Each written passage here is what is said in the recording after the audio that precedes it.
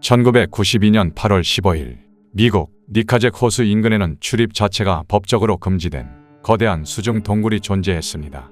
심지어 동굴 입구 곳곳에는 철창 울타리와 함께 엄격한 출입 금지 경고 표지판이 붙어 있었습니다. 하지만 두 남자는 사람들의 눈에 띄지 않고 출입 금지된 문제의 수중 동굴로 들어가기 시작했습니다. 물속으로 들어간 지 얼마 되지 않아 어둡고 혼탁한 수중 환경 때문에 곧 출구를 잃어버렸습니다.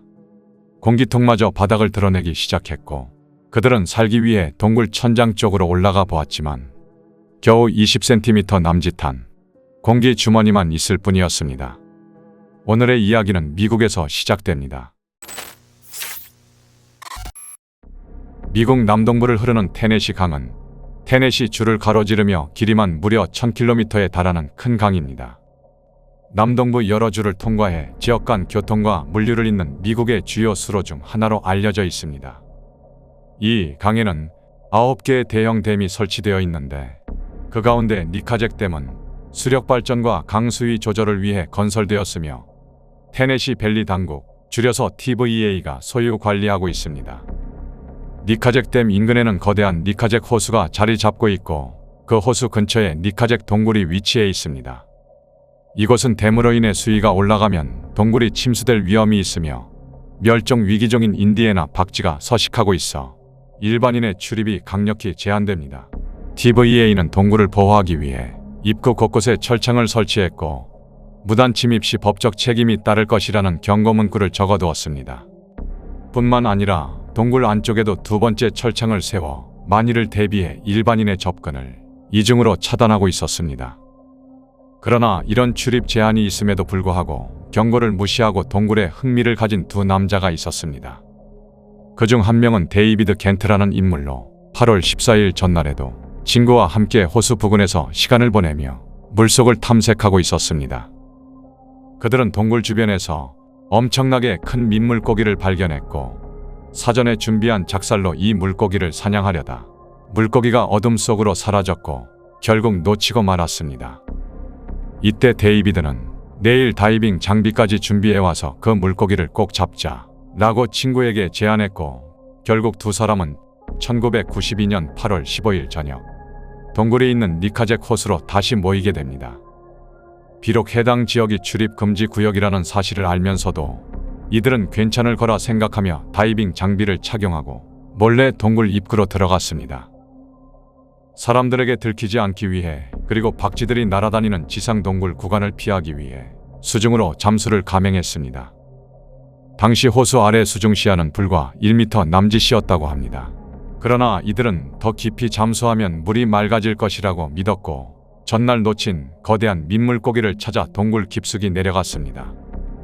문제는 잠수를 시작한 지 30분이 지나도 시야가 전혀 개선되지 않았고 오히려 동굴 바닥에 침전물이 부유하면서 조명 하나로는 전혀 분간이 되지 않을 정도로 시야가 급속히 나빠졌다는 점이었습니다.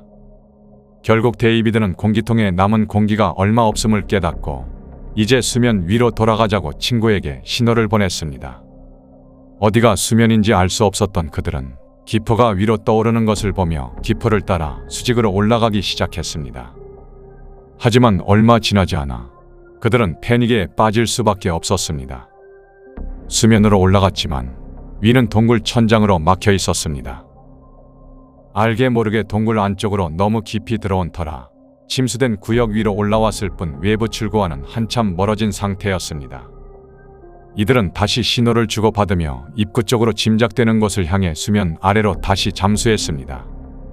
하지만 그들이 또다시 올라왔을 때 동굴 천장이 가로막고 있었습니다. 원래도 탁했던 물은 그들이 헤엄치는 와중에 침전물이 흩날려 시야가 더 나빠졌고 도대체 어디로 헤엄쳐 가야 동굴의 입구로 빠져나갈 수 있는지 알 수가 없었습니다. 이 와중에 데이비드와 친구는 물속에서 서로의 존재를 놓쳐버렸습니다.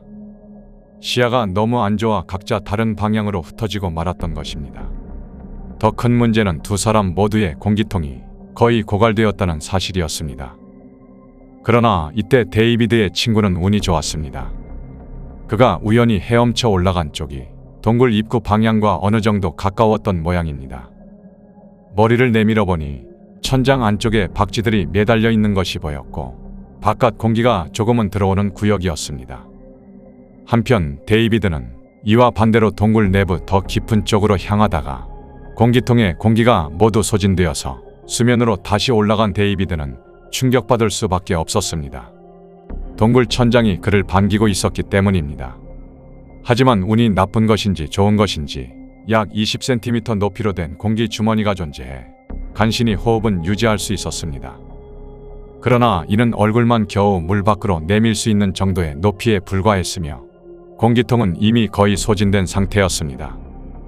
그는 작은 공기 주머니에서 완전히 고립된 채 구조대가 오지 않는 한 공기 주머니에 산소가 고갈되어 뇌와 심장에 산소가 제대로 공급되지 않는 저산소증으로 사실상 갇혀 죽을 수밖에 없었습니다.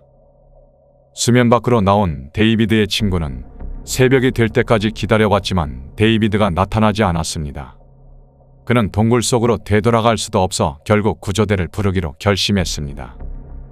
새벽 2시경 친구는 TVA의 보안 담당자에게 이 사실을 신고했고 다이버 구조팀이 긴급 출동했습니다. 하지만 처음부터 구조팀은 이미 그가 생존 가능성을 잃었을 것이라 판단했습니다. 잠수한 지 너무 오래되어 익사했거나 어쩌다 공기 주머니가 있다 해도 산소가 부족해 이미 사망했을 확률이 높다는 것이었습니다.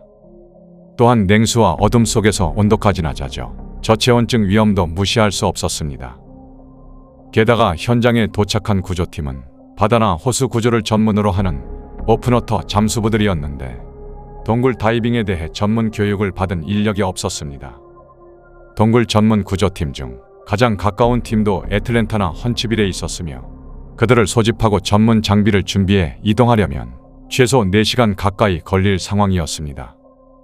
시간은 그렇게 허무하게 흘러 어느덧 오전 6시가 되어 해가 떠오르고 있었습니다. 이 무렵 해밀턴 카운티 동굴 구조팀 대표였던 버디 레인이 이번 사고 소식을 전해 들었습니다. 레인의 팀은 미국 내에서도 동굴 구조 경험이 풍부한 팀 중 하나였고 현장에 있는 잠수부들이 동굴 내부 깊숙이 들어갈 전문성을 지니지 못했음을 알고 있었습니다. 레인은 혹시라도 데이비드 겐트가 공기 주머니를 찾아 살아있을 가능성에 희망을 두며 현장에 있던 오픈워터 다이빙 팀 대장에게 동굴 다이빙이 가능한 전문 인력을 투입하자고 여러 차례 전화로 주장했습니다. 하지만 현장에 있던 오픈워터 다이빙 팀 대장은 한 사람을 구하려다가 더 많은 잠수부를 위험에 빠뜨리면 안 된다며 레인의 요청을 계속 거절했습니다. 동굴 수중 구조는 매우 고난도의 환경이기 때문에 숙련되지 않은 잠수부가 진입하면 2차 사고가 발생할 수 있다고 판단한 것입니다. 이들은 수중에서만 3번이나 동굴 입구 주변부를 수색했지만 데이비드를 찾지 못했고 그의 흔적도 보지 못했습니다. 수색에 지친 오픈워터 잠수부들은 마침내 도움의 필요성을 인정했습니다. 헌츠빌에서 동굴 전문 다이버들을 불러오기로 동의했습니다. 하지만 여전히 오픈워터 팀 대장은 버디 레인의 직접 투입에 망설임을 보였습니다. 팀 대장 입장에서는 이미 살아있을 가능성이 거의 없는 한 명을 구하려고 다른 구조 대원들을 위험에 처하게 해도 되느냐라는 현실적인 고민이 컸습니다. 반면 레인 쪽에서는 동굴 내에 공기 주머니가 있을 가능성이 크니 끝까지 시도해보자 라는 의견을 굽히지 않았습니다. 결국 팀 대장은 한 가지 절충안을 내놨습니다. 확실히 사망했다는 증거가 없으니 시신 수습이 아닌 생존자 수색으로 다시 전환하자고 결정했고 그렇게 해서 버디 레인에게도 참여 허락이 떨어진 것입니다. 레인은 즉시 TVA에 연락해 댐을 조작해 호수 수위를 낮춰달라고 요청했습니다. TVA 측이 이를 수용하여 수위를 약 40m 가까이 낮추자 물속 수색이 훨씬 수월해졌습니다. 동굴 전문 다이버 구조팀은 수면 아래로 내려가며 데이비드의 이름을 외치거나 공기통을 두드려 신호를 보냈지만 들리는 건 메아리뿐이었습니다. 결국 구조팀이 포기하려던 찰나 믿을 수 없는 일이 벌어졌습니다. 동굴의 아주 깊숙한 통로 어디선가 대답 소리가 들려왔습니다. 그 목소리는 바로 데이비드였습니다. 데이비드는 기적적으로 살아있었습니다. 애초에 그가 발견한 공기 주머니가 산소 농도가 매우 낮아 조금만 더 시간이 지났으면 저산소증으로 의식을 잃고 사망했을 가능성이 컸습니다. 하지만 TVA가 댐을 통해 수위를 낮추는 과정에서 신선한 공기가 공기 주머니 속으로 유입되어 버틸 수 있었습니다. 데이비드는 어둠 속에서 혼자 고립된 채 약 18시간을 보냈습니다. 결국 그는 생존에 성공했습니다. 데이비드는 공기통이 거의 바닥났을 무렵 매우 작은 20cm짜리 공기 주머니를 발견해 간신히 숨을 이어갔지만 그는 이곳에서 죽음을 기다리는 것과 마찬가지였습니다. 현장 구조팀은 처음에는 그가 이미 사망했을 것으로 보고 시신 수습 작업을 진행할 뻔했습니다. 뒤늦게 동굴 전문 구조 인력을 투입하고 호수 수위를 낮추면서 구체적인 수색이 전개되었고 그 결과 그는 살아 돌아올 수 있었습니다. 이처럼 최소한의 가능성을 믿고 구조 방식을 바꾼 덕분에 한 사람의 목숨을 구할 수 있었던 이번 사고. 오늘의 이야기는 여기까지입니다.